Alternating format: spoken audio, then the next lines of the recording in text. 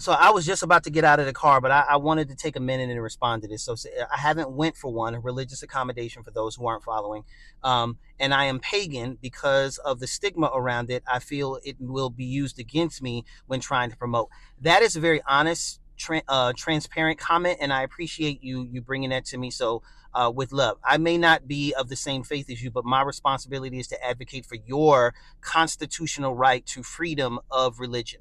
And I will admit that I do think, yes, there is a stigma because people that do the promotions are human beings. We don't have AI and people just looking at records. We're looking at people. And so it is a possibility that your faith, a beard or anything like that could be used as used against you when some human being looks at that, and that is truly unfortunate. The question that I have for you, I think the thing that just need to think about is how sacred is this to you?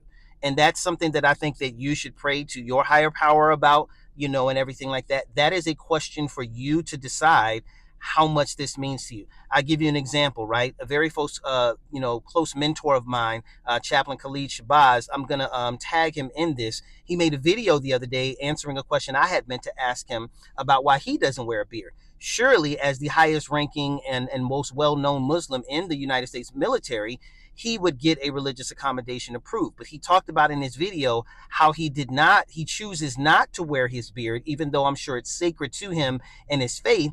He chose not to wear it because he looked at the bigger picture and said, hey, I want to be in rooms for other Muslims to be able to advocate for them. And I can't be in those rooms because of, and I'll just say it, evil human beings who would discriminate against someone because of their religious faith or because they have a beard. He chose to forsake that and make the greater sacrifice to make sure that he's in those rooms to advocate for others. So that's really a personal matter for you and for anyone else that's watching, which is why I made this video. When it comes to Christians, when it comes to Sikhs, or any person from any other faith, Seventh-day Adventists, or whoever it is, we have to decide how sacred and how important this particular issue is to us. And I can only speak for me as a chaplain. So chaplains have the responsibility of looking at two things when we do our memo for religious accommodations. One, what is the religious basis of this? All right. Does this person's, particular religion, what is their religious basis? What is the justification for this? That's a big thing for the Army, right? What is the justification for them wearing the beard? Is it written anywhere in their sacred text? Are they active inside of with gathering with other believers? Is there anybody that can verify that this person has been active in doing this? How well do they know their religion? Are they able to articulate their beliefs? How important is this to them? Would you get out of the military if your religious accommodation is denied? There's a whole set of questions, guidelines, and different things that we have have in that discussions that we write a memo about. And then the second one is sincerity.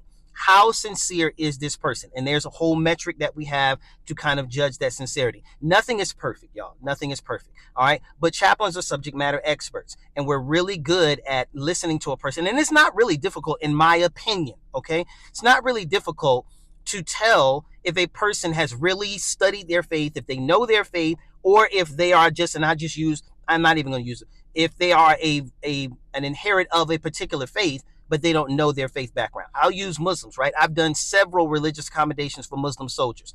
I know what a Muslim soldier looks like when they come in, and I've had them educate me regarding the Muslim faith, the faith of Islam. I'll call Chaplain Shabazz, or I'll call up other leaders that I know within that community and ask them questions about what this person has said. And you can tell when a person knows their faith. And then there are some people that may not know everything. They may not be subject matter experts, but they're still sincere. They're seeking. So again, our goal is to advocate for you if this is a sincerely held belief. So that's a question for you. And I can only speak for me. I would love to believe that your chaplain would go to bat for you. Now, typically, your chaplain will probably not be the one that is doing your memo. Why? Very good question. Glad you asked. Because if my soldier comes to me, and I have to be honest in my integrity and exercising my personal courage, said I don't really believe that this person is sincere. In this particular faith, I think that they're trying to use this because they want to grow a beard. If I write that in that memo and it gets back to that soldier, or whatever, that harms my relationship with that soldier simply because I've done my job. So the chaplain corps and the military have kind of gone and said, hey, to kind of not make sure people are in that positions. If I am, the soldiers of my unit will go to another chaplain in order for them to do that, and everything like that. And I think it's a very effective thing. So protecting that relationship. So I help soldiers in like formatting their memos and stuff like that. So just a little piece of advice, and I'm gonna make a longer video on this one because this is getting too long anyway. Make sure your memo is done well.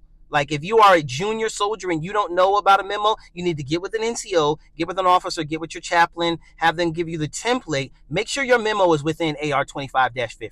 All right, make sure that memo is aligned right, all that other good stuff. You don't want to give room or opportunity for anybody to even remotely think about denying your religious accommodation request simply because your stuff does not look professional. If this is sacred to you, because this is sacred to you, treat it as such. And if you do that, nothing guarantees, but it will definitely increase the probability of your religious accommodation being approved. So tomorrow, another day, I'll make a full video on what the religious accommodation request looks like and what you need to do. And I'll have, just like I do with every other thing, I'll have some actual proof and evidence from the doctrine to be able to help you all with that. All right. Love you much.